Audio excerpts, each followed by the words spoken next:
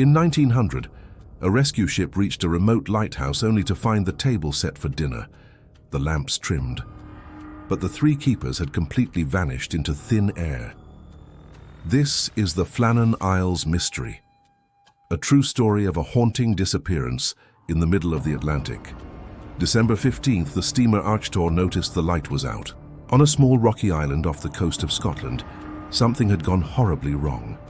When the relief ship finally arrived 10 days later, the island was dead silent. The main door was locked, the clocks had stopped, and inside they found a scene that made their blood run cold. An overturned chair, a half-eaten meal on the table. 2 of the 3 heavy oilskin coats were missing.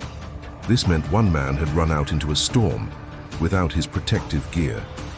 But the logbook entries were the strangest part of all. Thomas Marshall wrote about a storm more terrifying than anything he'd ever seen. He claimed the men were crying.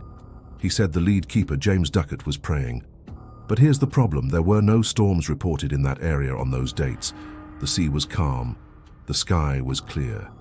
The final entry simply read, "Storm ended. Sea calm. God is over all." Those were the last words ever written. Search parties combed every inch of the tiny island.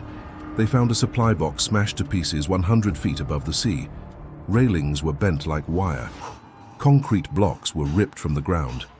What kind of wave could reach that high? Some suggested a sea monster had snatched them. Others whispered about a fight that turned into a triple murder-suicide. But no bodies were ever found. For over a century, the island has guarded its secret.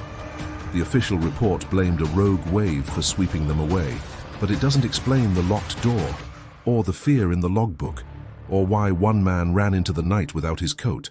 They were there one moment, gone the next. Sometimes the sea just wants to be left alone. Subscribe for more real stories like this.